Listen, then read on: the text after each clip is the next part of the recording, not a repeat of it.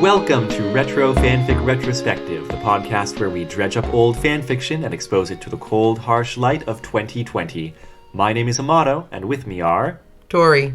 And Chris. And we're all here despite pretty much everybody being sick, right? Yeah, a little Tori? bit. I'm doing okay, actually.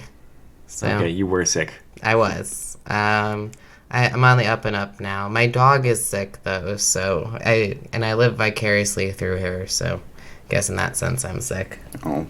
That's fair. Yeah. Other than that, it's cold season. We're all warming up for coronavirus, I guess. Things are passing around. Speak for yourself. I'm developing an immunity. That's how it works, I'm pretty sure. Right. You read enough about it and you become immune. No, I slowly expose myself to every disease in existence other than coronavirus. Wait. I should have turned that down. All right. That doesn't even make, like, Princess Bride style. Well, no, it doesn't. I do feel What are you like, though, talking through my job as a substitute teacher going to different schools, I do feel like I haven't gotten very sick in a really long time. I get mildly sick Yeah. fairly regularly. Actually, And that's about it. Last cold that I had that lasted for like 2.5, 3 weeks, which is probably what y'all have now, sorry. Mm-hmm. I felt like it was still mildly sick, but it was the worst sick I've been because it lasted so long. Yeah. That's a pain. Yeah. I mean, sorry. Well, yeah. Generally speaking, I almost never get sick, and almost never for more than a couple of days, but I've had health concerns, so that's affecting things. I mean, that makes it harder too. Like if your body's fighting with something else, it's gonna be harder to fight off cold, so... Well, speaking of living with painful infirmities over the course of a long and painful life, we've got a story today to talk about. Yeah. It's called Story. The title is Story. Oh, come on. Doing retro fanfic retrospection isn't that bad. Oh, touche. Well, it's a story called Story, but there's a story behind why it's called Story. The story is Sort they of. should have chosen a different title. Yeah. Oh well. End of story. We'll get there. But before we can jump into Story, it is a Final Fantasy VIII fanfic, and let's talk a little bit about our background with Final Fantasy VIII. Well, Chris and I were both just saying it's the first Final Fantasy we played. Yeah, it's the first That's Final interesting. Fantasy we owned. So. Yeah, like I don't know, I think we knew about Final Fantasy and then we finally convinced our folks to buy us a game, and it happened to be Final Fantasy VIII. Like, we were kids and we didn't know which one to start with. It looked the coolest. I don't know. And I remember playing all the way through. I actually think we played some of it together. But to be honest, I haven't had much exposure to it since that age, which is probably maybe 10. So... Yeah, I did replay it a little bit since I originally played it, but man, it's still been definitely over a decade since I played it through to completion. I'm in a similar place. I think I only played it once. I played with my sister back in the day when we had a PlayStation. And it wasn't my first Final Fantasy, though, so I remember the parts that grabbed me better. Like, I thought Belom Garden was awesome, and then once you left Belom Garden for a long enough time, I lost interest somewhat. Oh no. I actually felt the same way, to be honest. But, I mean, you know, you're a kid. It's the things that are, like, visually interesting a lot of the time that really capture your attention. And I felt vaguely like, relatable, I guess. yeah. Yeah, well, like, Blom Garden, like, being in school, like, Keistis teaching you things. There's a Quistis. I always said Quistis, but apparently that's wrong. Yeah, well, it? I always said Quistis, too. Is it not wrong? But This seems correct to me as well, but I don't know. You have an official source? No, I feel like it came up in this podcast at some point in It the past, did. and someone was It like, totally oh, it's totally did. Quistis. that's why I corrected it. Maybe it was Keistis. Rosie who corrected us back in the... Oh. But she doesn't show up in Kingdom Hearts, so I don't know why that would have come up. It came up. That's all I know. Huh. At Well, some point. Apropos of nothing, the only fanfic of Final Fantasy VIII that I've ever read is Sowing the Seeds, which is a long story mostly about Quistis, and also, I guess, Zoo and someone else. I forget the other seeds' names. That's because they're not terribly important. No, they're really not. That was always a thing I had trouble with. this is a fanfic where the author is trying to take the Final Fantasy VIII world and, expand on it kind of in ways that make sense and that sort of thing. But the Final Fantasy VIII world never really made sense to me. It's No, me neither. It's one of those things where, like, you have this entire big mercenary organization that apparently keeps itself busy, but you've got, like, 2.5 nations interested in war at any given time. I don't know. It's like, who are they working for? I didn't quite get it. It's like for your very initial thing, like they have a big, they've got a war that you're joining in on, like for the initial mission once you graduate. Yeah. But after that, nothing like that happens again very much. I mean, Well, it's a timber army, I guess, but like. Yeah, it's mostly Galbadia trying to take over the world at the I guess. beginning, right? But the world sounds correct. Okay, that sounds right. Yeah, I don't know. Maybe that's why it always felt so like this. The plot of Final Fantasy VIII feels so much more nebulous to me in my memory than like Final Fantasy VII or other I don't games. know if it I don't know. is more nebulous, but it feels that way. yeah. And For me, it's definitely its age. I don't know how the plot actually fares if I were to replay it and like fully analyze it. But definitely when I played it the first time, I was so young as to not like really be in the business of fully analyzing plots. Mm-hmm. So is it fair to say that we're all like maybe a little too distant from it to actually remember the plot very well? Oh, I think that's very fair to say. And, but it still, doesn't like- help that the plot involved a lot of time travel, which never makes it easier to remember. I mean, speak for yourself. I love time travel plots. Doesn't make it easier to remember though, does it? Maybe. Well, I think we've got enough for this story, though. I start making flowcharts. All right, make us one right now. Okay, if I actually did remember the plot, that would be a lot easier. Good point. Well, travel back in time to when Compressed you time. did remember the plot. That sounds correct. Yeah. I'll just use my sorceress powers for that. All right, excellent. You better use Sorcerer's powers, because Guardian Forces will not help you remember. No. It's a good point. They will do the opposite, in fact. Yeah, so I feel like I was able to appreciate this fanfic, though. Even with my fuzzy memories of, like, exactly how the plot shook out in Final Fantasy VIII. The characters are... I remember the characters pretty clearly. I mean, they're good Final Fantasy characters in that, like, they've all just got their, like, 1.5 note personalities to hang on, and then character development if they're lucky. Ouch. That is really unfair, I think. Is it? I mean, that's a normal Final Fantasy character. Like, you got 1.5 personality notes and some character development if you're lucky. If you're not lucky, then you're Irving or whatever. Then, like, you just kind of... I disagree, actually. I think Irving does get Selfie, then. slightly more true. I hate to admit it. Like, Final Fantasy VII, it's like, Red, it's like, he's got a personality, he's got a persona, he gets a bit of character development, but, like, it's not like he's a deeply fleshed out character. He's more like, well, I'm not saying that's a bad thing. Like, for the purpose of the game, he leaves a strong impression. You've got the character of Red. He's got, like, a plot role, and, like, he's got a moment or two where he gets to have an emotion, as part of the plot. I mean, that's somewhat fair in saying that these have, like, large arcing plots as opposed to being very focused on the pasts of the characters. Yeah, for and how sure. they come up, other than the couple of story arcs where they're really relevant. But, I mean, almost every character in the vast majority of Final Fantasy games, to be sure, has an arc somewhere. I mean, especially if you look to the later games, like Final Fantasy IX is constantly characters having arcs. Final Fantasy IX, that's true. I mean, they did the thing with all those, like, cutscenes all the time. So, like, all the characters were doing all kinds of stuff a lot. That was my favorite game at the time. That's true. I never finished that one, but it's just because I got distracted, I think. I just loved it. Like, and I think that's the reason why is it was so character focused. Also, it was so unique in how it's in its aesthetics, like the character design and the cutscenes were amazing for the time. Like they were just mind blowing. Oh man, it has some of the best graphics on the PlayStation 1 just in general. It's crazy how good those graphics are. Like, anyway, that's not what we're talking about. We're talking about Final Fantasy VIII.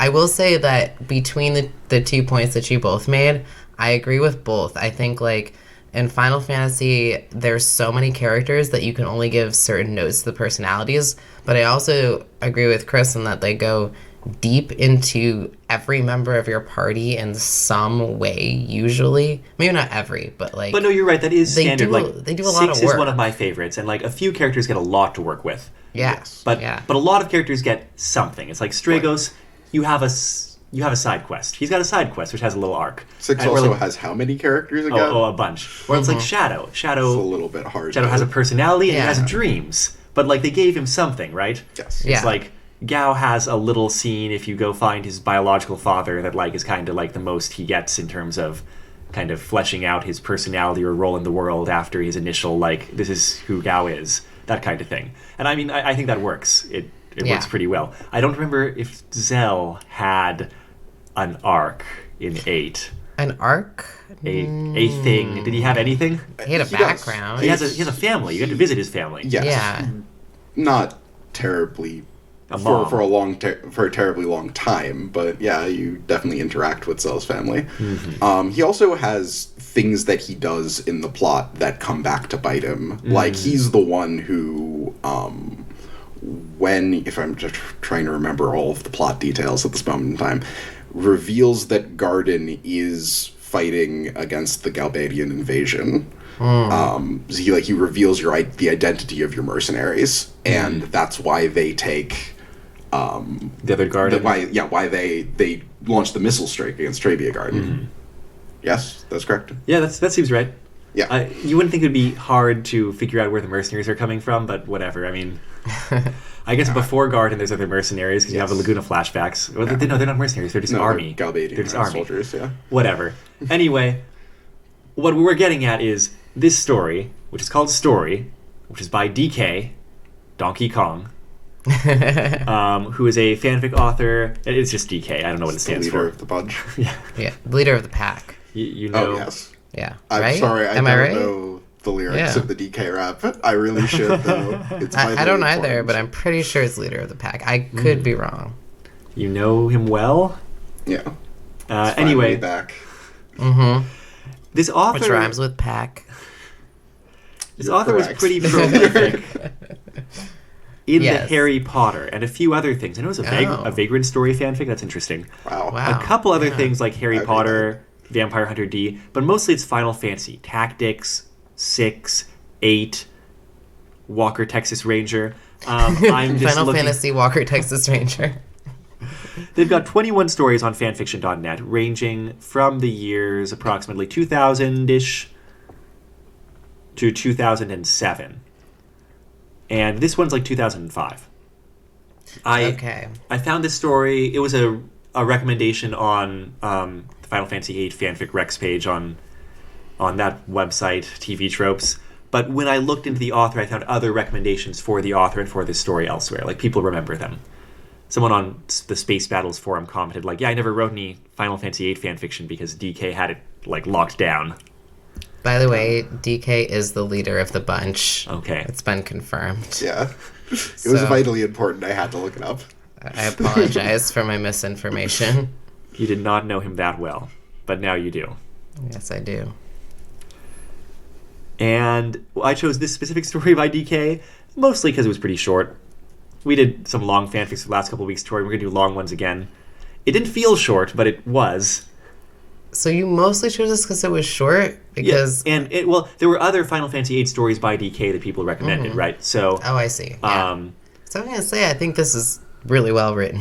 Yeah, well, I agreed. mean, I meant I chose it over other very well-written, apparently, Final Fantasy VIII fanfics by this author, because it was a good length that I wanted to run with. Like, for example, other ones are twice or more as long, let's say, or there's Selfie and Squall. I don't want to deal with that. Whatever. I'm happy with my choice. Story. It's Zell-focused. Yeah. And it occurred to me as I was reading this, Chris, that every time we've had you on this podcast, we've been discussing a post-series fanfic. Yes. And that's just total coincidence. I'm not specifically seeking that out, but this is post-Final Fantasy VIII, significantly. Mm-hmm. How many years, post-series is this? It's a lot. It doesn't actually mention, I think the most recent date we get in flashbacks is that there's stuff that happened 13 years after the game, but this is significantly after that. Oh, yeah. Yeah. Well, you know, Zell's pretty old. Yeah. We're focusing on Zell, who is old. He's retired in Fisherman's Harbor. Is that the name of the place? Yes. FH Fisherman's Harbor. And the first line of the fanfic is, "The old man is full of stories," which is about that, like, there's this kid named Sherry who basically goes to talk to this old person who hangs out on the wharf, who's kind of intimidating, on a dare from her friend. And this is Zell. And the description of Zell, you're right, I don't think it says how old he is, but... She says he's like 90 or 100, but she's like 7, so... Right. Well, the description physically is, he seems ancient to her, a decrepit thing of twisted parchment skin and scarecrow bones, a skinny dinosaur sunning itself on a rock. His hair is all but gone, only a few wispy white strands like corn silk clinging stubbornly above his small red ears, his bald skull gleaming in the sun. An old black tattoo is faded and lost in the wrinkles of his face. And it goes on a little bit like that. And it's pretty neat the way the story's set up. She goes and talks to him on a dare, and she asks him something like, what happened to your arm? Because he's missing one. He's got one arm. Yeah. And instead of answering, he tells her a fairy tale, basically, instead of answering that question. About the story of the Balam fish. Yeah. The Balam fish. Balam. How do you I always supposed said to say Balam. Balam? Oh, okay. We light up on our pronunciation. Final Right, I'll go fantasy with names, Balam, you know, so. like, who knows? Yes. I'm not even sure how to pronounce least- Zell. Yeah, that sounds right. Zeru. That also sounds right. Anyway, that leads into the pattern of this fanfic, which is alternating as these two, Zell and Sherry, get closer.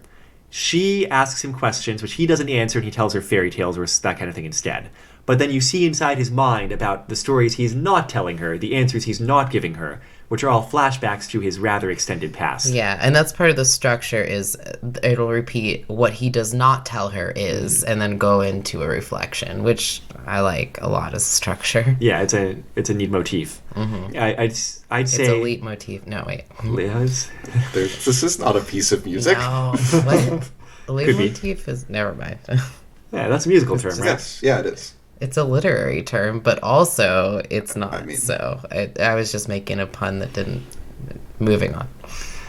And so I guess, should we kind of sketch out Zell's life as this fanfic describes it? I kind of can't remember the order in which you find things out necessarily. Because you don't necessarily find out the order. But for one thing, he's the only one of the Final Fantasy VIII protagonists left alive, and you kind of find out bit by bit what happened to other people. Oh, Him except and Rinoa. You're right, Rinoa. Who is gone from the extended world in hiding at this point. And I guess we'll get into that more later. But you find out fairly soon that, like, Selphie and Irving died in just some, like, mission gone badly. That's also how Zell lost his arm, and you get the details of that mission. He was with Zoo. Is that how you say their name? XU? That Zoo? sounds That correct. sounds right. No, that would be Shoot, it could be. XIU. That would be XIU. Shoot. All right. Zoo. okay. Anyway, yeah, he and Zoo going, like, defending against aggression from not Galbadia, but what was their Dalit. Dalit, yeah, I think it's Dalit, right? It's like, once the Galbadian Empire collapsed a bit, Dalit went on an expansion kick, and, like, you know, they were kind of trying to defend some ice nomads against them, because they dredged up enough money to hire a few seeds, and, like, some things went wrong, and, you know, she died, and Zell's arm was lost, and all that kind of thing. There's a lot of tragedy going on, especially since he continued working for Seed, and the thing about Seed has been some mercenary organization. I mean, yeah. Yeah. We were talking about the Final Fantasy VIII plot before we, started recording. Yes. And the Gardens are set up to produce some badass fighter people who can fight a sorceress because they know that needs to happen because of time shenanigans. Yes. But they're also... I feel like this fanfic is very, very astute in, like, recognizing that once that's set up, it's got momentum. Like, Oh, yes. it's going And to keep going. I really like how they did this, because by the end of the story, we get the impression that the current form of the Gardens is very much Sinister. Sort of, this overarching entity which is stealing children and turning them into its own private army. Yeah, they've instituted a Yeah. draft. It's not clear whether it's a draft just for Fisherman's Harbor to like, but that would kind of make sense because Fisherman's Harbor is supposed to be a pacifist, like neutral town, right? Yes. And so it might just be that like the Garden was at some point came around and was like, look, yeah, we'll protect your neutrality, but we need gardeners seeds. I mean, Gardeners. so we're gonna have a draft going on. And that's one of the things lurking in the background of this character, Myra, because she's like she and her friend, not Myra, Myra's not the name. Myra's the friend's name. Yes. Sherry Sherry. and Myra. They're coming up on the age where like they're coming up on the age where they might be drafted, which is like 8. It's worse than that. 7? What was it? 6. Oh, God. They're 6. If you go by Final Fantasy VIII, apparently seed cadets can be recruited as early as 5. Now, Yeah. as the father of a 5-year-old, Yeah. this is horrifying. I mean, it's horrifying. But it's also like very real. Like it feels right in a horrible, sinister way. Feels very Ender's Game, Yeah. honestly. Especially, but like it kind of in a really weirdly Yeah. reversed way, And- because there's an implication in this that it's more about them failing certain tests that gets them recruited than No, I don't passing them. That is not how I read that. It's just a number, Really? right? Oh, okay. Right. Is that Well- low on whatever test they were taking was good, and if you were too low on the test, then See, you were that's recruited. because Sherry phrases it as, scoring low on the test and having to go, which is Right. obviously an I mean, awful thing. more like So she a sees it as a placement punishment. test, right? Right. Like you're the first in the country, as opposed Yeah, to yeah. Like your rank. yes. I mean, that's what I would have assumed too, but I like how the story does it in that, like, she's like, well, I scored low on my test and now I have to go to Sky Jail. Well, in terms of what Garden has become, which is a military force very active and recruiting and drafting, at least at Fisherman's Harbor at the very least, and powerful. It's not spelled out, which I like, but one of the things is that Squall was in charge of Garden after Cid. Yes. But And then that's made very apparent in the plot of Final Fantasy VIII, Sure. that he was sort of acting as commander and as sort of Cid's successor. But then he dies in the background of this fanfic. He dies abruptly at like age 30 or something. He has a stroke or something, right? Yes, that is specifically at age 30 having a stroke. Yeah, that was nuts to me in this story, because there was this weird part where it implied, like, Well, Zell's musing. It's like maybe it was just bad luck, or maybe it's like something to do with Guardian forces. And I like the comment. He was like, Squall junctioned Eden. Yes. And he was like, and Eden was like so. I forget the words he uses, like big and scary, like Yeah. such a force. Like who knows what that did to him? The explanation, the specific phrasing is wonderful, which is a frequent comment I'm going to have about this. yeah. Yeah. Here we are.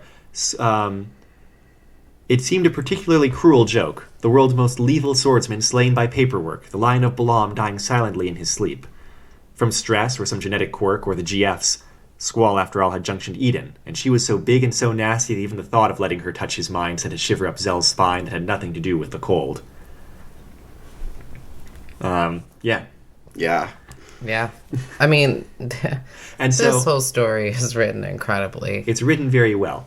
And I also like the world building in things like that, where you can kind of guess that after Squall died abruptly and it passed into who knows whose hands, like that And particularly it's, shady. I mean, and dying at 30, it's implied that he didn't really have time to choose his own No, successor. definitely not. So that certainly explains why this organization went downhill after that. But it doesn't spell that out. Right, Like, and that's another thing that's really nice about this fan fiction. It's very frequently about what's not said. yeah. There's things like that. This fanfic doesn't need to tell you, but it all fits together. Yeah. What else from Zell's memories while we're on kind of the Zell background stuff? I mean, that's a Well, lot of the fanfic. That's most of, yeah. That's most of the fanfic. I guess, yeah, other people dying, Squall dying. I'm not sure we find out how Quistis dies. Quistis doesn't even get a mention. No, it's a little strange. Presumed that she's dead because Zell does mention at some point that basically all of his friends are dead. I mean, Quistis is one of them, we think. Yeah, I mean, I think we can assume that. More or less. I mean, but he's also quite old, so she might not have died young and could still be dead, at this point. I've got to say, one of the things, while we're talking about Zell's memories, that I like is... Actually, on that note, yes. I think he does mention that almost all of his friends are dead when Squall dies in the flashback, and as part of the flashback. So that would imply that she had died sometime in the 13 years before that flashback happens, or, between the plot of Final Fantasy VIII and that flashback happening. Although, who knows? Sorry, go on. What I was going to say is, in Final Fantasy VIII, you find out there's that revelation dropped that, Guardian Forces mess with your memory, and it's, not really addressed after that. And, I mean, it's there to explain why they don't remember being childhood friends in the orphanage, right? That's kind of its plot point. Also there to make Guardian Forces seem as scary as they're supposed to seem. Yeah, I mean, maybe, but they never really bring it up again. Fair. But this fanfic certainly brings it up again, like you would. And I really like the discussion of Guardian Forces and memory in the context of an old man's memories. Because, your memory's already so spotty as you get older. You lose so much specifics from a lot of your past. And he says that. He says, I don't know which is which, the GF. Yeah, and so I feel like that makes it especially bittersweet, where it's memories are so important to one's identity at this age that he's at right now anyway, that, kind of not knowing how much you might have given up in the course of using Guardian Forces is, I feel like it is resonant. Here's the part where it talks about it. This is when he starts telling her things about his actual life? No. He's still not doing that. Within a month, he knows he loves her, that being Sherry. And because he loves her, he tells her the stories, even though it hurts. Reaching into his mind for them is like stirring up a murky lake bed. All too often, things best left forgotten rise to the surface amid the silt of his memory, and these are the things he does not tell. The stories behind the stories, the ones that cut too close and too deep, because they are the ones that have shaped him. Still, he is lucky to have the pain. Some of the Esther scientists said that the Guardian Forces would render the saviors of the world utterly brain-dead within 20 years, but they were wrong. Not entirely. His memories of his childhood and his training are all but gone, a tapestry with so many holes punched in it that its patterns can no longer be seen. The last Sorceress War itself is more like wet paint sliding across a canvas, once brightly colored events blurring together into one dull black lump that is little more than emotion and sensation. He can no longer remember just when he borrowed Squall's ring, or if he was at the missile base, or the instrument he played during the Garden Festival. The battle with Ultimecia is missing in its entirety, as if excised from his head with a scalpel. That's also really clever in a gameplay perspective, because some of the things he mentions not remembering are things that he may or may not have been at. Yes. Yeah, or because you split your party to go to the missile base. Right, totally. Or you get to choose who's what instruments are being played or something at the Garden Festival. So that's also very, very clever. Well, and it also just calls back moments of the game, which this fanfic does. I feel like this is a true, there's so much art in this because it calls back moments of the game so specifically, and yet weaves everything together in this kind of this kind of end of life narrative for him that is very deep and emotional, that doesn't fully feel it doesn't feel like playing a Final Fantasy game, for instance our Final Fantasy VII fic does, not at all. But it definitely feels like a retrospective of the game from an old man's perspective. And all of it's just so rooted in Zell's perspective or Sherry's perspective. All of it's either from Zell's perspective or Sherry's perspective. And that bleeds through into the narrative and the way that it's presented very frequently. Yeah. And it's neat having that limited viewpoint sometimes, with the whole Renoa thing. There's this important scene, or, memory, flashback scene, from when Zell was 45. He was not yet 45, so he's 44, whatever. Yeah. And Renoa shows up, who he hasn't seen since Squall's funeral, where she just took off. And so it's been 13, 14 years or something, I forget. Actually, the only scene that I don't know, I found to be difficult, they're all difficult to read because they're all very emotional, but this was the only one where I was whoa. what I like is the world building from this scene, where she shows up and she says, after like some awkward, small talk or whatever, she says she came to say goodbye. He's like, goodbye? They'll be after me soon, Renoa said. She looked away for a moment, gazing out the narrow little window where the sun slanted across the cobblestone streets. I won't be able to see you anymore. They may have followed me already. And it goes on, she's talking about how, like, she knows people have been paying attention to her, like, they presumably may be the garden, but it's not completely clear. It's actually mentioned that it is the garden. It is the garden. Yeah. Yes. By the way, garden. sorry. No, that is garden. She says, I can tell they're watching me, waiting to see if I'll do something. But you won't, Zell pointed out. They should know you're no threat. You haven't done anything wrong. But I might. Renoa's hands fidgeted nervously in her lap. A shiver ran through her. He saw goosebumps trailing up her pale arms to her bare shoulders. That's all they care about. They're getting stronger every year, and they want to be sure. And I might. And that repeat of "and I might," I feel like, oh, it's so good. Because she doesn't... Yeah. That line implies that it's not just that, like, that she's emphasizing the garden can't be sure. She's also saying, like, she probably hates and fears garden or something. She could move against garden. She might have considered it, Like, just from that second repetition. Yes, because the first one, there's sort of an implication that it's garden's perspective, and then, you know... And the second one's her perspective, and so cool. Yes. And what I wanted to mention is, like, this is the story he does not tell Sherry in reaction to finding out that Sherry is being called to go to Balam Garden. So, spoiler, Tori.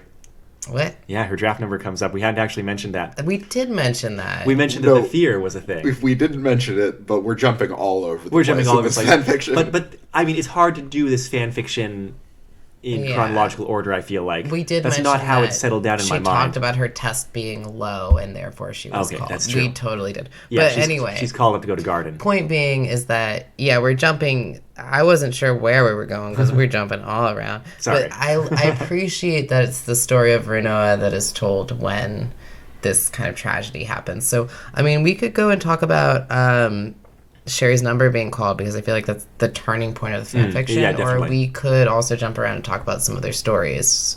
Whatever y'all want to do. Well, let's finish up with Renoa if there's anything we want to say about that scene. I mean, there's a lot going on in that scene. Yeah. So that's the story. But I feel like it's very significant that's the story he tells in reaction to that because this is him being 45 and Renoa has not aged from being 17. 17. And it's the scene that made me the most uncomfortable because, there's a lot going on with him. She comes to him and acts like nothing's happened for all these years, but also, like you said, Amato, there's so much going on in her life.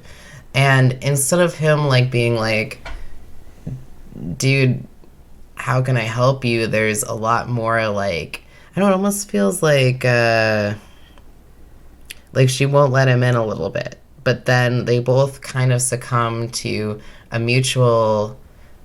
I won't say attraction. No, it's more like need for physical reassurance or intimacy because they're both in very stressful points in their life. But they've also both had loves die on them. Right. Yeah, we haven't talked about that yet for Zell. But we'll come back to that. We will, yeah. And something that happens for Zell is he continues to they start to make out a little. He keeps glimpsing himself in a reflection and seeing himself as an older man than she is. Even though they're the same age, it affects him. He looks like her father, and it really affects him. And he feels bad about himself. And I actually feel really bad for him that he seems to reflect on his appearance and feel so bad about himself for being older. Yeah. And especially because they actually are the same age. Yeah, he acknowledges it, maybe at one or two places it's like, oh, this, he sees like the 45-year-old, person in Renoa. It's just that she's got this body that does not match her life. He sees it in her eyes. Also, I mean, in this sort of is where you get a lot of perspective on how Zell feels about himself. Like, it's very clear that he's been sitting in Fisherman's Horizon not doing much since he lost his arm. Right. Well, he lived in Ballantown for a little bit, it's mentioned, and he did some odd jobs, but he still hasn't been doing much since he lost his arm. And there is an argument to be made that part of why that's the case is because of how he thinks about himself. The stories that he's told himself about that he is useless, that he's not able to do anything anymore, and that makes it okay for him to have stopped trying to do anything with his life. Yeah, and that's another thing that's understated, but I think you're right on. Well, and, he's a child soldier, right? He's a warrior. He's, like, somebody whom, like, this kind of physical prowess was kind of, like, a big deal. Well, yeah, he's just, like, not just a soldier, but his weapon was his fists. His hands. Yeah, and this is kind of a story of a sadness and defeat in a lot of ways. He reflects a lot on the woman he loved who he lost. And immediately after a reflection on that, like a reflection within a reflection, I guess, is what this scene is, because during his time with Renoa, he also goes back in time again to when he was younger. But there's a really interesting passage, which is it starts with this reflection of him thinking about his lost love, and then it goes to, and he saw himself through the window again, an old man groping a girl who looked young enough to be his daughter, and it all felt suddenly wrong, obscene. Beyond that, the tickling sense of betrayal, the insistent voice that insisted that she was squalls, that he was in love with someone else, as if their illusory return to their old selves had brought those old ties along for their ride. So there's so much in that paragraph, right? And then he tells her he can't. And then he goes on to say he knows how it would be. They would sleep together and both of them would think of someone else in the dark, clinging to each other, not out of desire, but desperation. So it's like... It's rough. I mean, it's such a real feeling. And I feel like I do actually understand this feeling. But it's so many emotions described so complexly. Like we were talking about his thing with his age. He feels that when he's like, I look like her father. And he reflects on, things that have lost, things that are wasted. But then he immediately turns to, oh, but I don't really love her, and she belongs to someone else. It's so much complexity in one simple paragraph. Like it's a scene where you come out of it wondering, he's searching for any excuse in his mind to avoid this in some ways. Like that seems clear, regardless of whether some of these things that he's thinking are accurate. Right, and when he kind of like turns her down there, it gets super awkward in a way that is explained very well. And she just sort of leaves, and he's like, see you later, like automatically. And she's like, you won't. Both because that was kind of their chance at reconnection, it seemed like, and because she's withdrawing from the world in some way that you never find out because all you have is Zell's perspective. Right. Even better, we get, no, she said you won't, and then the 2-word paragraph, he didn't. Oh, yeah, I forgot. Yeah. The writing's so good. The writing of this is incredible. And I just, I had to call attention to that part because I feel so much empathy and familiarity with his perspective, even though I've never been in that position. Yes. And it's a short paragraph, but it's easy to reconcile, the feelings of... In terms of Zell's background, we also get a love story in snatches and not even complete. And some of it is still kind of between the lines. You get how they met. Like he falls in love with another seed cadet, who I guess is just like a little bit younger than him or something. Yes. Named Penelope. You get some little scenes of her. You get a little bit of her personality, but seems more. What was it? She's like more bookish than he was, but. They seem to be very playful together. And they end up at, I guess, towards the end of their relationship, she's insisting on taking the seed exam, and he's kind of insisting, like, no, don't. And it doesn't explain why he was so insistent, which is great, because you can come up with many reasons why he would not want someone to take the seed exam, right? Yes. And it might just be because he foresaw what actually happens in the seed exam. Yeah. And that's presumed. We get snippets and descriptions later on, not even in that scene, that she died taking it. I wasn't completely clear on that, whether it was then or shortly after. But no, the evening after Penelope's seed exam. No, it must have been the seed exam, you're right. And, we're talking about the seed exam where, for your final test, go into a war zone and, kill soldiers. Accomplish a mission. Right, Yeah. accomplish a mission. That seed exam. It's not even the supervised going to the fire canyon or whatever with a elementally advantageous GF junctions to you, right? Yes. Not technically the exam. Yeah, just something that Squall was procrastinating about. The prerequisites that you needed to take care of and you had weeks to do before the exam happened. And even better, got into an unsupervised duel on the day of your final exam. Squall, not the most responsible seed cadet, I'm realizing. No, really. No. And I guess it makes sense how frustrated Quistis is with him at that point as his teacher. Totally. I never quite appreciated just how much he was not taking this seriously. Until we're talking about it now. There are reasons for that. It fits with Squall's character. But, yeah, it was certainly some lapse judgment at that point. Yeah, I guess I always kind of thought of him as really reserved because his dialogue's really reserved, but honestly his actions are just kind of out of control a little bit in that sense. I mean, he's generally pretty good at following orders and doing what needs to be done. Certainly more so than a lot of other characters like Cypher. Totally. That's what I always thought of with Squall is kind of just reserved, good soldier, but it's really, all that stuff that happened is yeah. Yes. I mean, yeah. Squall is a very interesting character. We can get into that if you want, but it's not exactly relevant. No, to this it's fanfiction. actually It's not. It's not very because Squall only really comes up in the sense of his absence. Yeah, Yes. pretty much. That's really it.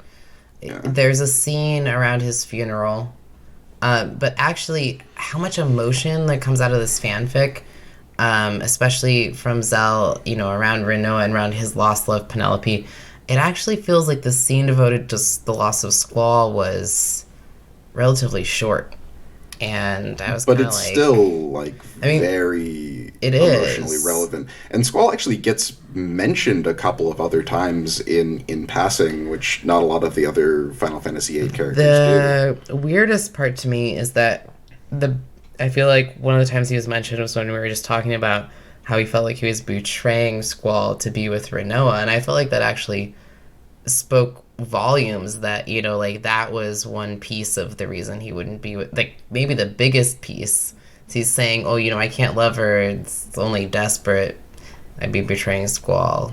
Well, also and Penny, his old and love. Penelope, yeah, but those were kind of the biggest pieces of that equation, and yet it took there wasn't a lot of time paid to that. So it was kind of hard to parse exactly what Squall meant to him in this, except that he meant a lot. I think there was a lot more focus on Renoa and Penelope and Sherry, the young girl. So let's see. There's a couple other things I want to touch on. In terms of Zell's life, it's worth mentioning that the Final Fantasy VIII main characters, were celebrities after the events of the game. Right. But he's allowed himself to totally fall out of the public eye, and no one recognizes him anymore. And they have a scene where he's going to watch the old Balam garden get sunk because it's kind of broken down, and they're raising a new Balam garden. That's actually the scene right before he talks to Renoa. It's in the same flashback. Oh, it's in the same where flashback. He talks That's to right. Renoa, and Renoa's being chased by the garden. So we get this very, it reinforces the idea that Garden has changed. They are sinking the place that they used to live. And now they are developing a new base that will soon come online, and you get this very sinister sense. You haven't been picking up on the idea that more and more military actions of more and more dubiety are happening, certainly at this point. Well, but there's also this such a great, true to memory kind of scene when he's seeing the old garden being sunk, and it's a big it's a big deal where says the paper's been talking about it for weeks and stuff, and he's I haven't been in that garden for so many years, but all he can picture is the garden exactly as he knew it back when he was a student or a seed there. And so he's imagining as it sinks beneath the water, all the water rushing through the areas just as he knew them. His own dorm and the Dr. Katawaki's medical room set up the way Dr. Katawaki had it set up and all that kind of thing. And it's that's totally true. Of course, that's what you would think of even if you know intellectually none of it probably looks like that anymore. That part was one of two moments that stood out to me the most. The description of how he visualized the water flooding the areas he knew.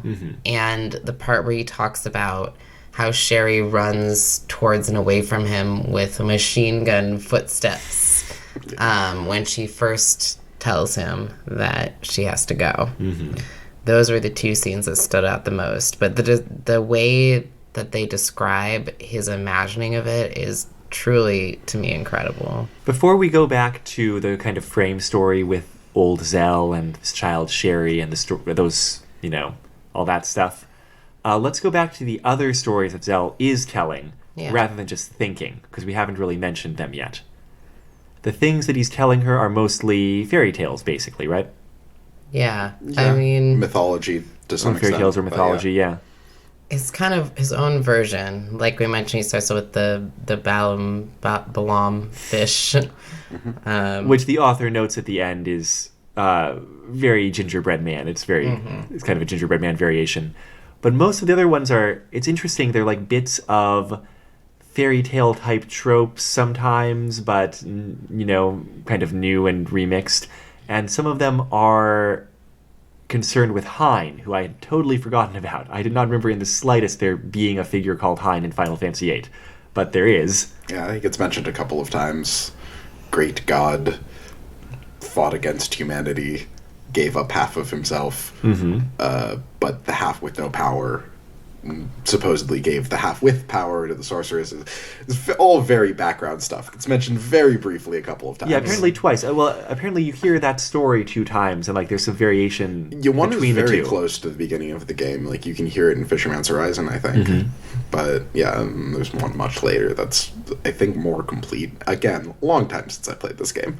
But that's cool, and I feel like in the stories that Zell tells, one of them is coming out of that war against Hein that is told in Final Fantasy VIII twice, and that's a key part of mythology. And another one uses Hein as a mythological figure in a different context, and I thought it was really neat. Yes. That kind of expanding on this very significant figure, the only significant figure in Final Fantasy VIII religion or mythology, right? Because there's nothing else going on. Yeah. And in the meantime, there's a frame narrative that just talks about the passing of time, like how snow starts to come when Sherry comes, and I feel like that makes the story feel like it takes a longer time than it actually does. It's every time she comes, it's a different season or different weather.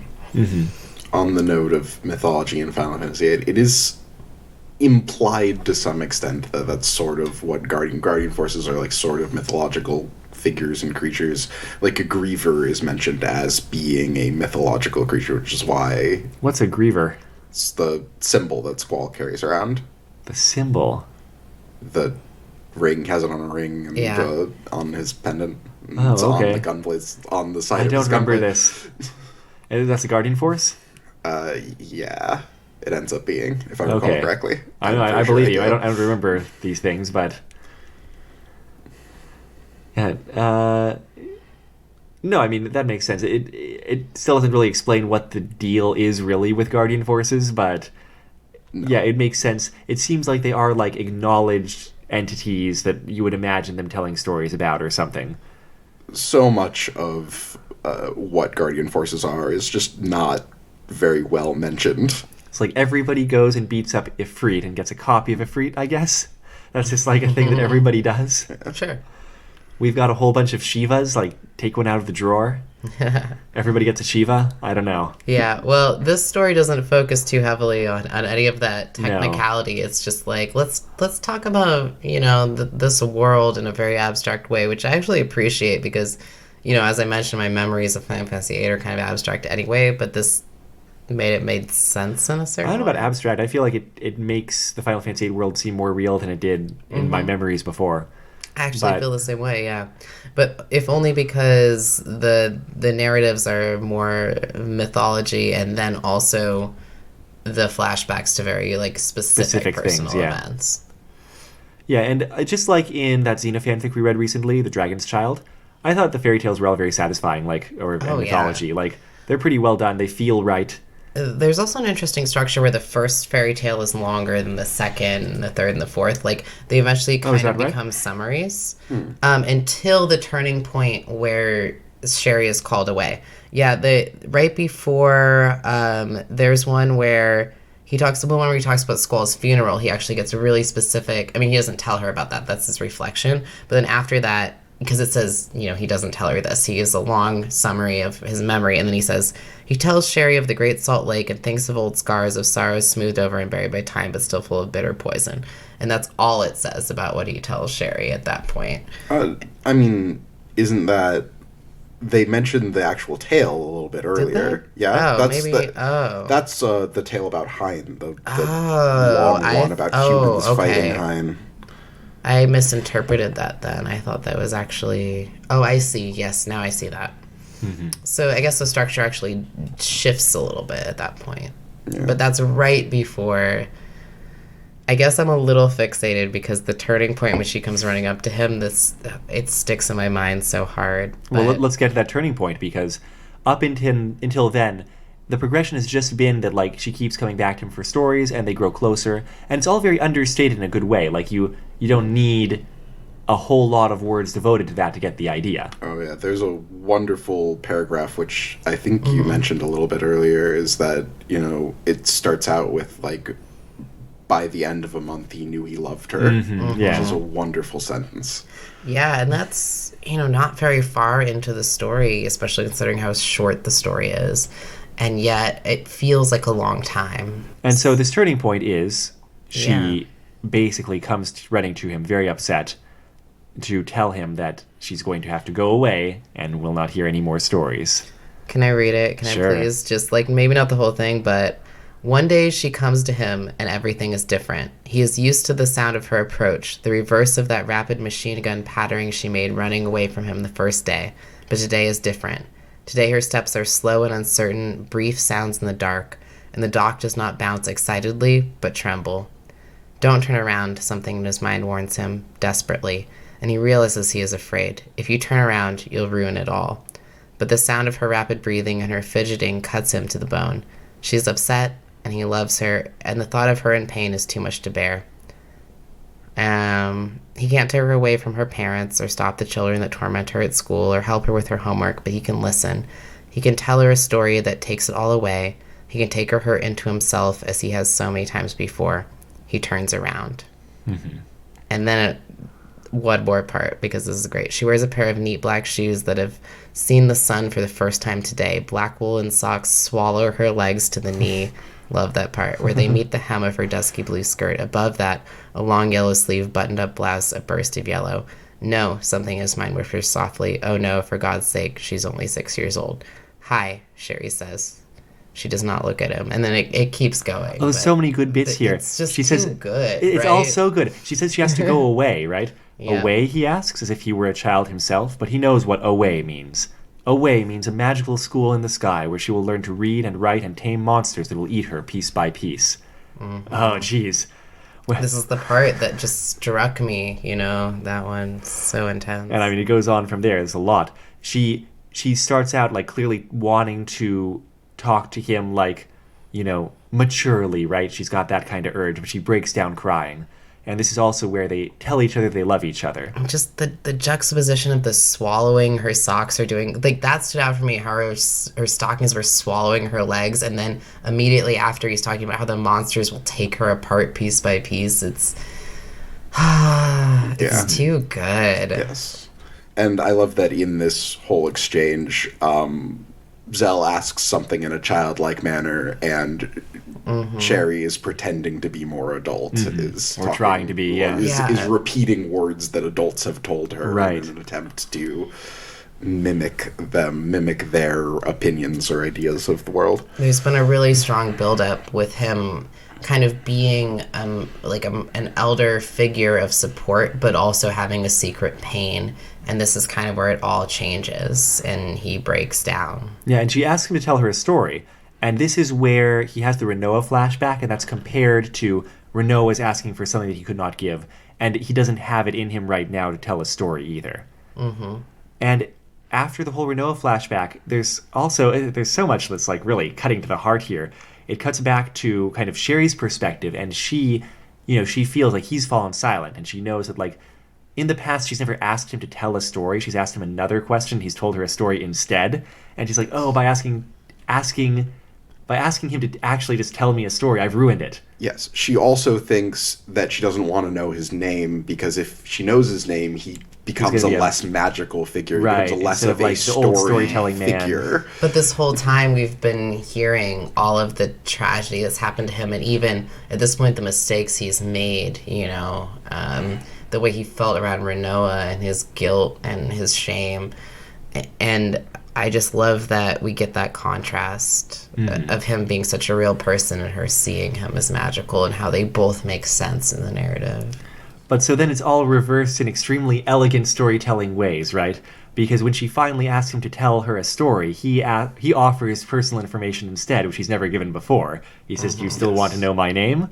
And, oh, yeah, because early on, she asked him about his arm, and he did not tell her that story. That's been the pattern every Yes. time. The whole pattern. Right. Told her Right. about But- the Balamfish. Yeah, instead. and then at first she was disappointed by that, but then she got used to it, and now And then it's the reverse of what unexpected. you were saying too, Chris, where like she's afraid that by learning that his name, he'll be like less magical and mysterious. But instead, he's like a super cool, famous, like awesome person who she's been hearing the name of since she was young, Yeah. and he becomes more magical when she finds out he's the Zell. I mean, just Zell. He goes by Zell. You sure? Going by the Zell. I mean, that sounds a little bit in character for 17-year-old Zell. Yeah, What is he when the plot starts? Whatever age he is when the plot starts. very young. And it's all very elegant because, they part.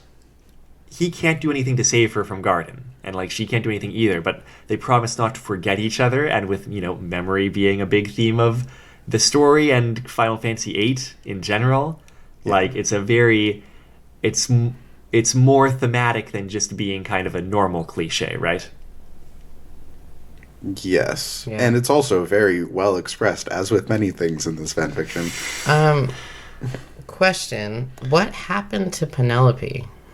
It sounds like she probably died in her seed exam, but it's not see. told That- to you in that way. So you get What? that line that the night After her seed exam. Yeah, was one of the worst nights of his life. You also get I a see. very You get telling line What was somewhere left on of Penelope's ashen that one. face. Yes. That's what I was focusing on when I asked that question. Mm-hmm. So I wonder if she died of a disease or no, she died. She definitely died in her exam, right? Yes. Yeah. Okay. So a lot of drama here. I mean, this is the paragraph I'm drawing from here is when he thinks of everyone who's died, and it's really real. Squall slumping over his desk. Renoa somewhere gone, transformed from a person to a monster by nothing more than the passage of time. Graves in frozen earth piled high with the dead. What was left of Penelope's ashen face. And you get like, that's that real death. Like, that's that real death you don't know unless you've seen the real death. So I don't know how the author got that, but it's very affecting. And there's so many passages here we could read from the ending in particular. There's some really great wordage and imagery. One of the things is it flat out ends up telling you the theme of the story. But like she's going into Seed and she doesn't know what's going to happen, but she's going to have her own stories to tell him the next time that they meet. And he has something to live for, basically, because now he's going to wait for her to return. Before he was just kind of waiting for death, but now he has like someone who he loves in his life, who like even if he can't do anything for her, it's like something that he can Right. live towards. And all of his personal reflections have been just the things that he's lost. It's been a lot of loss. Like, even when he reflects on the great things that happened with Penelope, it's about, in the end, how he lost her. And then it's about Renoa and how, like, they met up again and that wasn't good. And the tragedy of how Squall died and the whole funeral. It's all been a lot of tragedy that he doesn't tell and replaces with a fiction. And now... And the lesson as described here is that, in Zell's mind, is there are many stories in the world, but the most important ones are those you choose to make yourself. And he said, it says that's the lesson he taught her, but I feel like it's just as much something he's learning from having these talks with her, right? Yes, because he mentions that is the story behind the stories, which is a phrase which was previously used to describe all of the things that he wasn't talking about. Oh, we got some good close reading going on here. Behind the stories. Yeah. Well, and he also says very specifically, he will not forget, not if he lives to be 100, and he will if he has to. He will sit on this dock every damn day he has left and wait for her. That is his choice. She will not forget. She will come back to him if she can. And she will be changed, shaped by the world just as he has been, but she will come back. That is her choice. Yeah, and those parallel stories, it's like this interconnected narrative and also this like whole thing with how much he's forgotten. It's like he will not forget. Like he's definitely taking agency in this passage. Yeah, agency is a good word. Because Chris, like you were saying, it seems like he's just been driven by inertia for a long time. Yes. Like it's not because he's like, yes, what I'm going to do is hang out on the Fisherman's Harbor docks. That's my choice. Like that's not how he's been approaching life. Well, yeah. And it's also not that he is actually useless simply because he lost an arm. Plenty of people do many great things only having one arm. It's silly to think otherwise, and yet but I he's think paralyzed by this. I don't think it's just that. I think the stories that he tells, like especially the one about Renault, I think is the most telling. Is that it's not just losing an arm; it's feeling like he's useless.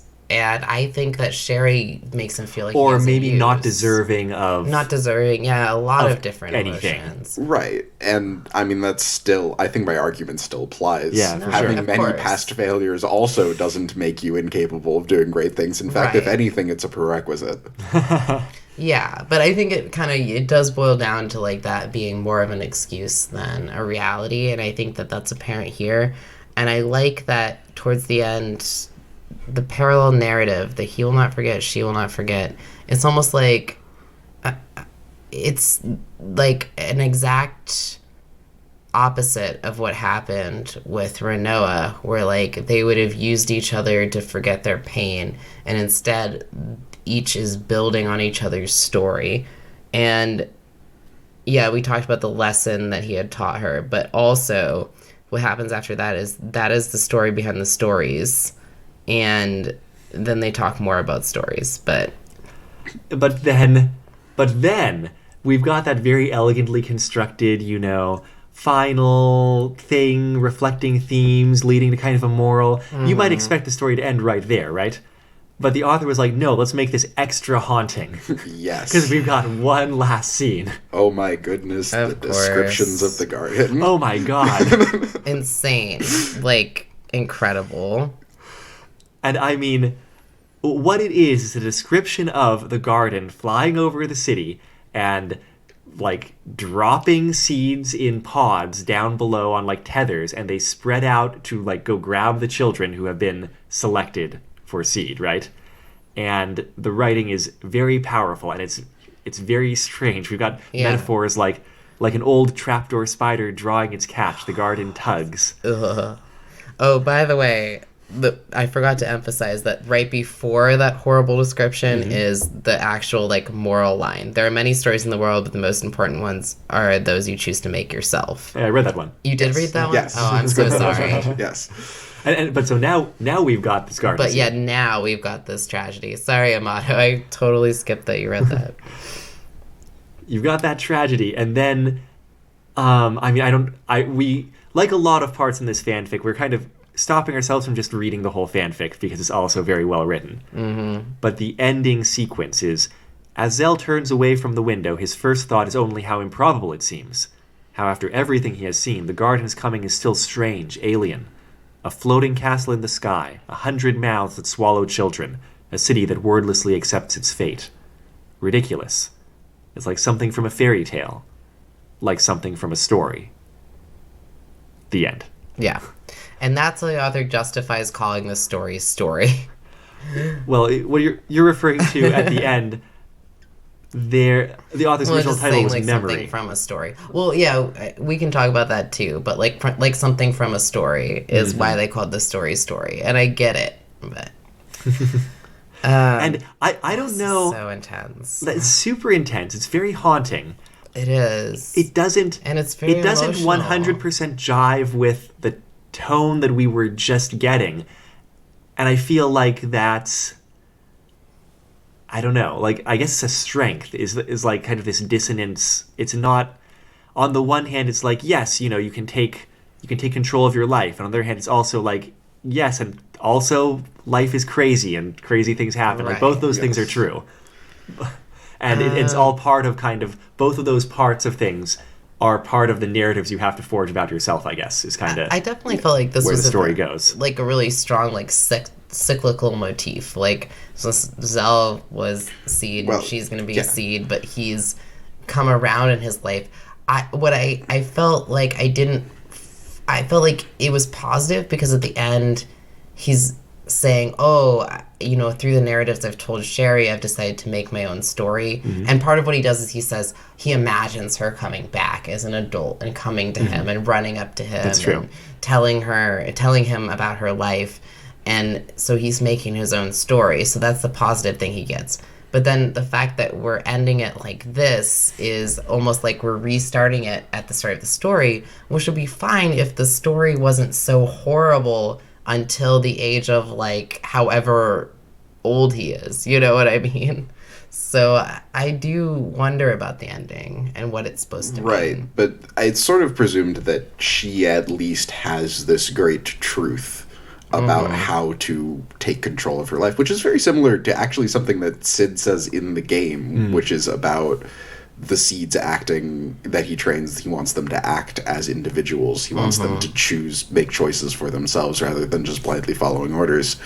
This has a very similar theme to that, and this is implied that this is not something that the garden teaches anymore. Right, and it's definitely reinforced by the parallel narrative and the fact that, she can build on his experience that he has taught to her, regardless of whether he told her anything real. Yeah. Very slightly off track there, but yes, that's where I was going for. No, I think that's exactly what you said. I just wanted to add on that a little more. Yeah. And I mean, it is hard. Like, this whole story is kind of hard from the sense that with most narratives that, like, are adding on to the end of something, you want the people in that narrative to have grown and developed since the end of it and be living fulfilling lives doing great things, because that is sort of the presumption. But I think of all of the pieces of media, honestly, Final Fantasy VIII is the world that, like, this seems like a reasonable way that world would go, unfortunately. Now, there's some brief author notes at the end. We mentioned that it seems like a beta reader suggested the name Story would be more fun than Memory. Chris, you were saying you think Memory would have been a better title, right? To be honest, yeah, but that's mostly just because it's a little bit grating and sort of like, I can't think of a name. This story is kind of a nameless sort of way to declare your story as story. Yeah. Yeah. And like I said, at the end there you get the idea of why it's called Story, but when you start at the beginning, you're like, you're calling your story Story? What? You don't know what that means, so. I could have gone with a fairy tale style title.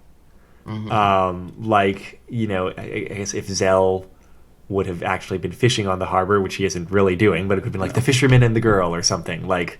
Because that could have played... The Old Man in the Sea. The Old Man in the Sea. Yeah, let's call it The Old Man in the Sea. The Old Man and the Girl. It'll be famous. The Old Man and the Girl, I don't know. Yeah, maybe. No. But I mean, something fairy tale-like, because it would have kind of tied back into, like, the stories that Zell is choosing to tell, but then the stories that he chooses to tell about himself. I don't know. I'm just spitballing here. Yeah, I think there could have been a better title than the story. I feel like the story is very, very good. I want it to have a title that catches people's attention a little bit more. Yes. Yeah. Well, is that your criticism, Amado? I guess it's a criticism. I mean, I'm going to be reaching for other criticisms. It's pretty well done. Yeah. Like... I mean, my criticism is only that I felt like there should have been more in certain parts. Like, I would have wanted more. What parts would you have wanted fleshed out? The whole thing Okay. I would have wanted a little more balance for this to happen, because I already felt like the part with Zell and Renoa and the flashback went on a little longer than every other part, which means I feel like every other part should have been extended to balance it, but I wanted more from that part too, because I wanted to know more about where Renoa was at and what was actually going on for her. And I wanted a little bit more about their relationship, like especially historically in the last long time since they saw each other, kind of thing. To be honest, I find many of the flashbacks to be beautifully concise, and I feel like extending them in certain ways would detract from that. That's fair. I mean, to be fair, I am reaching for criticism here, so... I guess since it came up in conversation, it's a little bit weird that Quistis is not mentioned and everybody else is mentioned. Yeah, Yes. that's fair. So if you're checking things in your head, it's just kind of a blank box. But I guess that fits too, with just kind of holes in Zell's memory, or the Achikochi, like the jumping around nature of him pulling things. Yeah. I think the only thing that like grated on me a little bit, and it's only a little bit, is that sort of like at one point he describes the story of Hein's war against humans, and it's described as like the reason that the Great Salt Flats, the Great Salt Lake, exists, and there's actually an explanation for that in game. Well, that doesn't mean there can't be myths about it too. I mean, sure, but it seems like it happened too recently for it to like really have been something that was also it a mythology. recent thing? It was not like super recent, but it was something that like it's written down. I feel like it was known well, and like it was just weird because you feel like this myth is very old, like it's part of this old cycle, and it feels like it would have been kind of contemporary with the knowledge of how these salt lake. Maybe it isn't. Maybe that there's some time scaling there that makes sense. Who knows? Well, I mean, I understand that kind of criticism. Also, I think we're all really reaching. Yes, that's a little bit of a stretch. true. It's just that one thing. I'm like, yeah, to my knowledge, that doesn't quite line up with how Final Fantasy VIII went. But no, for the most part, this was wonderfully well written. I feel like we haven't read anything where the language was this beautiful for a long time. Like, I'm thinking back to that first Avatar fanfic we read, where we were just like, oh, this is so pretty the whole time. But it's also a lot better constructed than that fanfic was. I was going to say that, yeah. I was going to say, like, I think we have heard things where the language was this beautiful, but this actually wasn't necessarily the turns of phrase that stuck out to me, even though there were many beautiful ones. Yeah.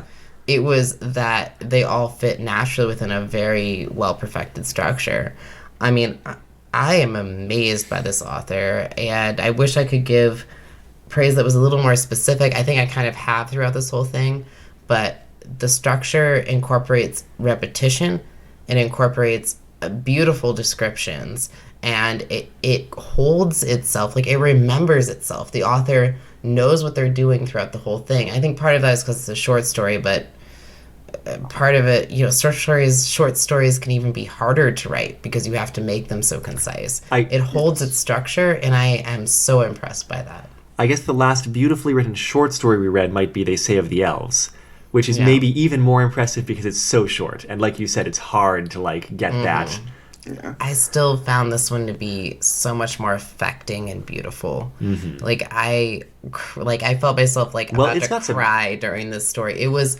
They had some very real descriptions of death and loss and aging that felt like the author, I don't know, they evoked them so perfectly. I don't even know what else to say. Yeah, it's not themes that as a young writer I would have confidence tackling. I don't know how old this writer was, but they were writing once again about Final Fantasies and Harry Potters and Vagrant stories. So like, you got to imagine someone who's kind of like our similar generation, maybe a little older, but I don't know. I mean, I would expect this I would like to point out that it is perfectly acceptable to like those things and to be older than our generation. No, that's absolutely true. It's just like, in terms of like the people who were really following Final Fantasy, I don't know.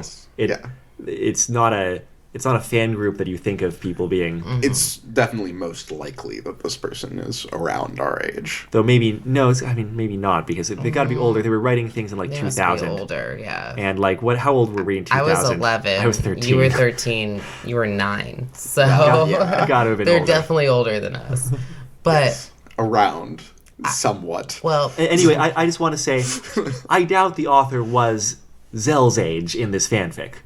But they tackle those themes with a lot of confidence, and I think very effectively. I think like they do. Of the kind of end of life, or not end of life even, but like deep into life enough that you kind of like are dwelling on the past really a lot. That, though. Yeah. But also, it's, my other reflection piece is, as someone who's 30, I still feel like I can relate and understand that. So I feel like it is possible to write that at this age. I don't think I could have written something like that at 20, but maybe at 30 I could tackle it. Again, still really impressed with this author. I mean, I think, I don't know, that seems like such a limitation that you're placing on authors. Like, part of what being a good author is being able to imagine yourself in the life well, of that's what someone I'm else. saying. And it is true, like, that I am impressed. Couldn't have, but I they agree, did. but That's why I'm impressed, is that they did what they did, because I don't think I could have until this point in my life. I feel like I guess that's it's fair. a sort of necessary skill to be a really good author. So I guess what I'm trying to say is that, I don't know where the author was coming from, but I feel like they did a really good job in like finding a place to come from in the story. Yeah, agreed. And writing it down. So I guess that's about all that we have to say about this fanfic, short of just reading the whole fanfic. Yeah. We could still do that. I wouldn't blame you. Dom has been wanting to try some kind of podfic at some point. Yeah. Well, I'd recommend this one. I'd recommend anyone to read this one. It's beautiful. Well, probably. I mean, is it at the level of anyone or anyone who is familiar with Final Fantasy VIII? I don't think you need familiarity with Final Fantasy VIII to appreciate the beauty of this story. I feel like you sort of do, just so you know what you're supposed to not know and what you are supposed to know. Yes. If that makes sense. Yeah, I would argue that you should play Final Fantasy VIII before you read this, but you should also just play Final Fantasy VIII along with all of the other Final Fantasies. I also really think you could read this story without having played it and still appreciate like the beauty of the narrative. Oh, certainly there are many turns of phrase that you would take away from this that are beautifully well written, regardless. The structure. Yeah. But you definitely should play Final Fantasy VIII, start playing, get distracted by the card game, play Triple Triad until you are super powerful, cash in your Triple Triad decks to just cruise through the rest of the game, crushing everything before you. Sounds right. That's how the game is played. I mean, that's pretty much is how the game is played. As I recall. The game, loosely defined. It's like, you don't need to leveling is pointless in that game, especially before a certain point where you get stat bonuses in leveling, and it's such a weird combat. I really like it. I honestly think it's sort of beautifully put together in that it expects to be broken almost immediately. But it's a good way to do it. I feel like they've kind of played around with that to some extent in other games too. Like in 7 also, it's like there's ways to break things across your knee, and it's just like, if you figure it out, do it. It's harder early on, though. You're right. You can't do it early. You have to get a few key things like mimics and Knights of the Rounds. Yeah, and they're like, I actually also really like how Final Fantasy VII implements its like power progression, because by the end of the game you are so immensely powerful if you can figure out the right materia to put in the right places.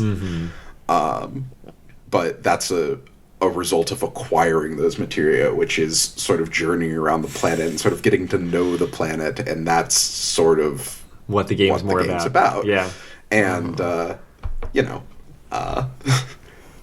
we've talked enough about Final Fantasy VII. This is a Final Fantasy VIII fanfiction. Yes, it is. Well, we're going to have to set that aside as well, I believe, because next episode 78, we are going back to Harry Potter to welcome Dom back. And Final Fantasy Harry Potter. Final Fantasy Harry Potter. What would that look like? It's hard to picture. The hair would be spikier, and the magic would be less useful. It depends on the Final Fantasy game. More tiered. Less useful in that you can only use it in combat. Right. Well, basically. Yeah.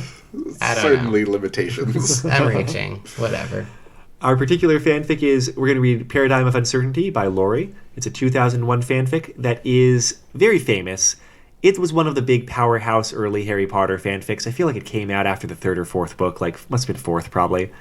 Maybe third. It's pretty early. 2001? Who knows?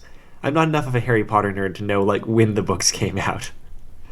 But it was a big deal back in the day. I'll be interested to read it in the cold, harsh light of 2020, and we'll be reading it with Dom in 2 parts. Just like Kid Dynamo, we're going to experiment with reading the first half, taking a break, and reading the second half.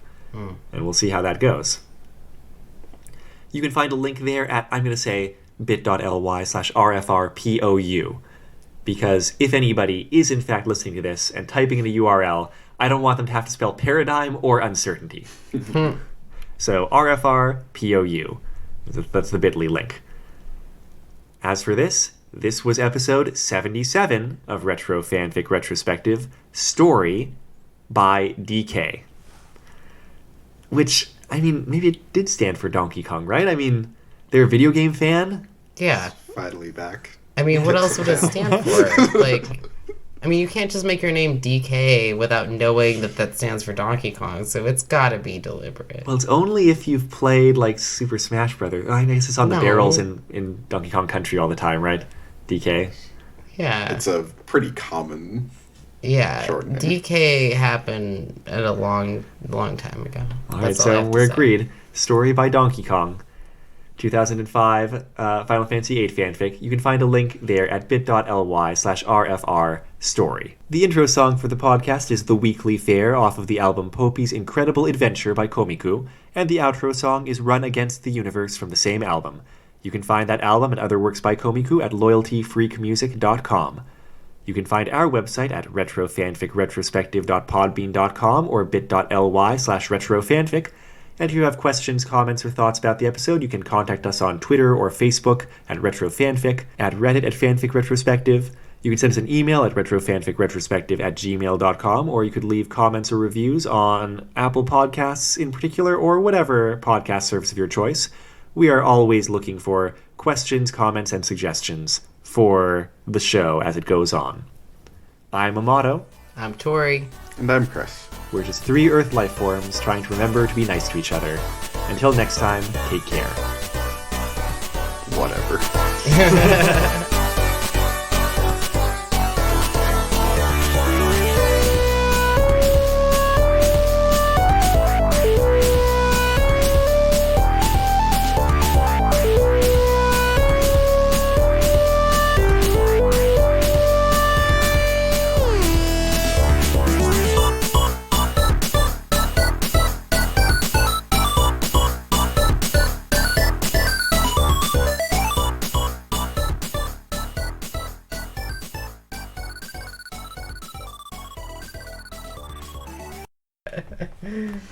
It's a good end note. I couldn't think of a Final Fantasy VIII thing to say. So. That's the most Final Fantasy VIII thing to say. You got it. You got it. I mean, that or an impromptu song about trains.